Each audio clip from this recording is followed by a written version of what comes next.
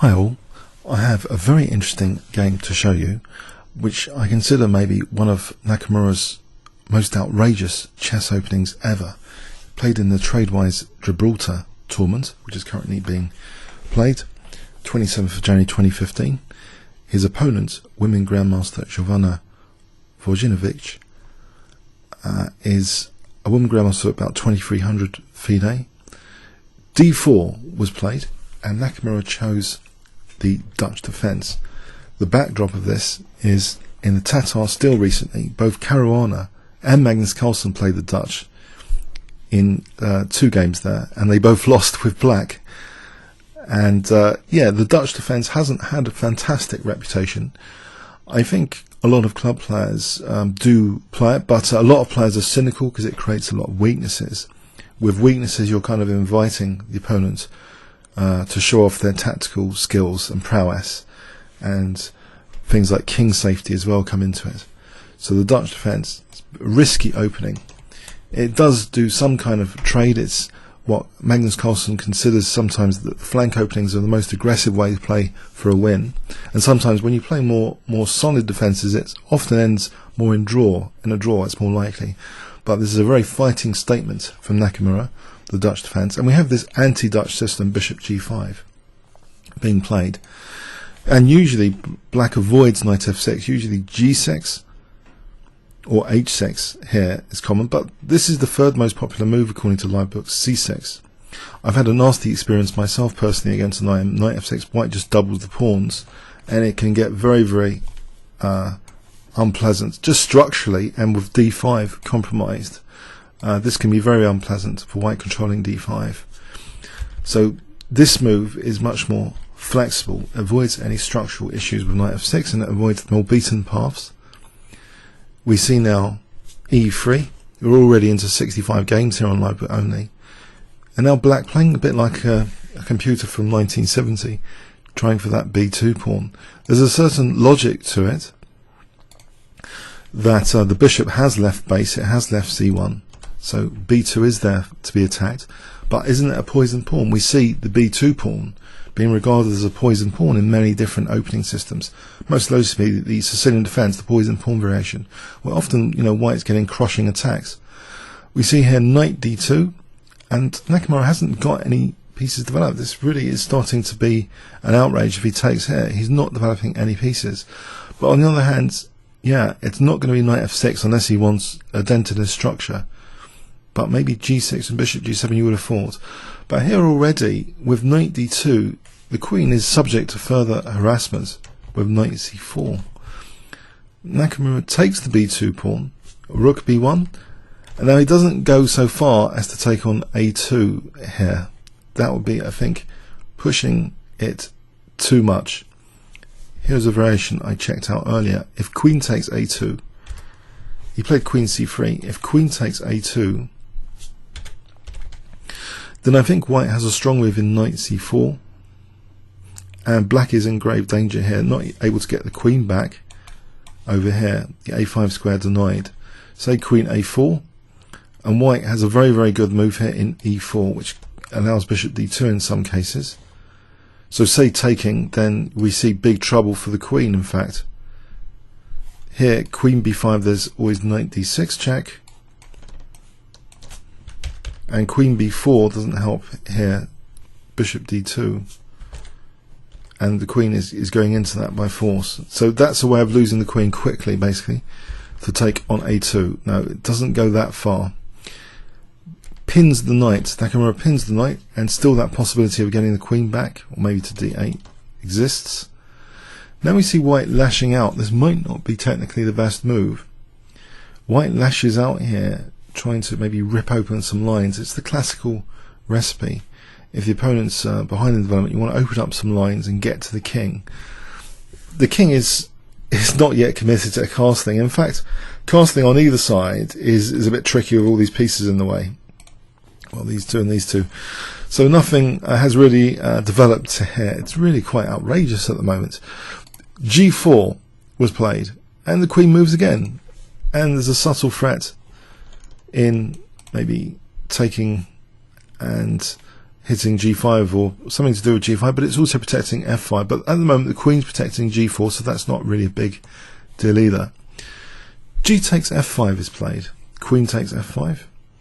Now the bishop is hit, it's protected, and also this makes way for the possibility of bishop h3. So immediately we see, moving the d pawn, we have bishop h3 as a skewer. So Nakamura plays queen a5. Yes, it's a strange game, this one. One of the top players in the world, flouting opening principles of development, just moving his queen, taking on b2, doing all this stuff here. Hasn't White made any visible progress? Some lines are open, but where are the attacking points? Where are the exploitable weaknesses in Black's position at the moment? It's not entirely easy to see where they are, or will they be created soon? We see this move knight h3, so White has a massive lead in development, it seems, visually. I mean, even this bishop is doing something, even though it's at base. The rook's doing something, it's tying down the pieces.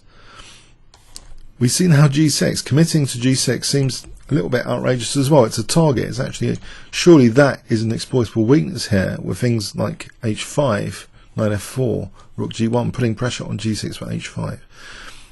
So, isn't this a concern? White targets the g6 pawn with bishop d3.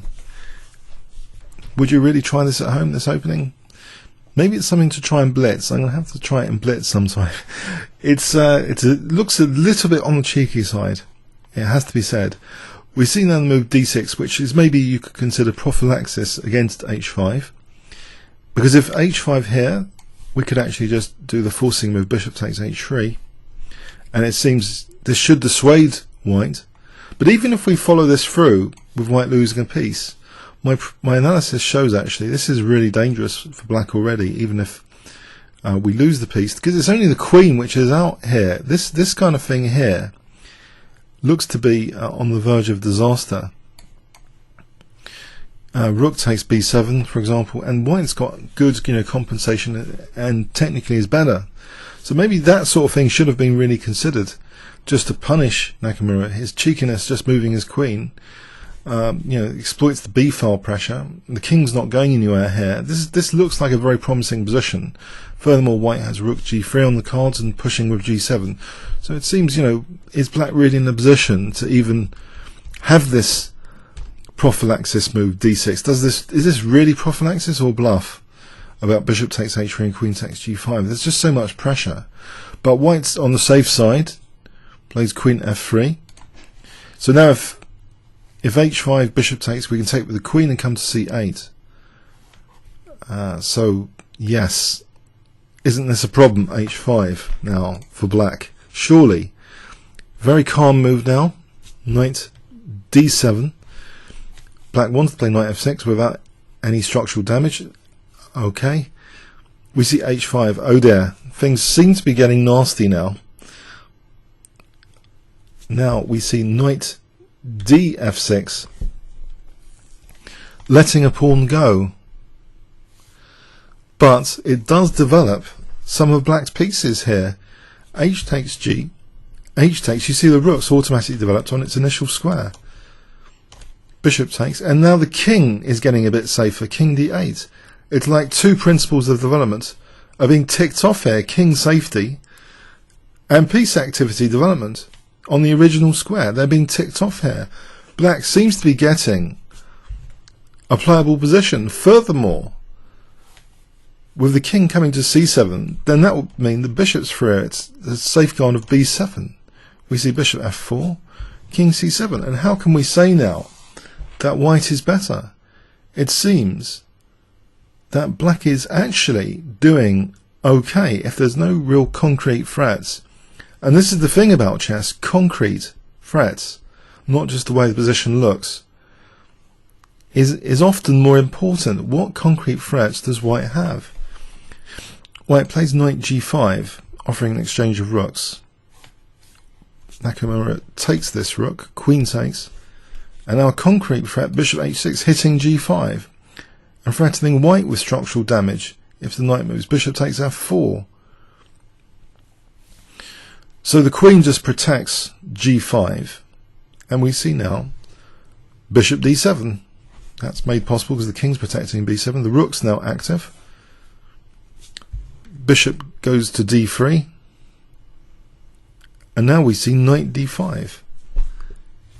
Threatening things like taking or knight c3 to hit the rook. White has weaknesses, losing that b2 pawn. That c3 square is weak. The knight's still pinned. We see knight e6 check, which is a trade of that knight for this bishop. Bishop takes. Bishop takes. But now knight c3, hitting the rook. The rook goes to a1. And now we see queen b4, which threatens things like queen b2. Also pins the pawn. So c5 might also be interesting later. King f1, letting that pawn go. It was very difficult to do anything about that pawn in the light of queen b2. The king's actually letting the rook potentially come to e1. It's a bit of a tricky position to handle after queen b2. The rook's got e1 now. But it's let the a2 pawn go, which creates basically an automatic threat, long-term threat of this a pawn just queening. Basically, black's got past a pawn here. Also, the knight's been hit as well, by the way. So actually, rook d1 protecting the knight is played. Knight c3 hitting the rook again, rook e1. This is very annoying. Now Naka takes on h6. Okay, he moves the bishop now. So the a pawn is ready to run. And this pawn, you might think, can White at least try and attack this pawn? It's not really worth it here. There's an extra attack on the knight. If queen g7, black just can continue with a5, not caring about e7, because there's knight d5 hitting the queen and hitting d2. So that's not even a vulnerable pawn, the e7 pawn here. White plays f3, and black makes his intention clear. a5, just try and queen the pawn. King f2, a4, queen g5. White seems helpless, and with this move has conceded a weakness of the last move, that h8 square, which black takes up. The rook doesn't necessarily need to be behind the pawn here. Rook h2 is a very tasty threat now. Queen g3 defending against rook h2. Knight d5 hitting the knight on d2. Rook d1. And now we see a very powerful move, c5. White's centre has been torn apart with this move. If d takes is played, then queen takes is very tasty looking on e3. Knight c4, maybe we can just kick the knight with b5, for example. So black seems to be in a very commanding position here with a passed a pawn. Huge central pressure. Great pieces, there's no bad pieces. Bishop c4 was played. Another concrete threat, knight c3 hitting the rook. Rook e1. And now b5, and White had enough of this game. The centre is crumbling here at minimum. The bishop hasn't got any great squares here. d5 is covered by the knight. On f7, there's just, for example, c takes looks good. White centre's just crumbling. Black still got the a pawn. White resign here. So this is arguably one of Nakamura's most outrageous openings that I've personally seen. It must be in the top 10 or top 5 at least, if not the most outrageous of his modern like grandmaster level games. What an opening. What do you think about this game? Comments or questions on YouTube. Thanks very much.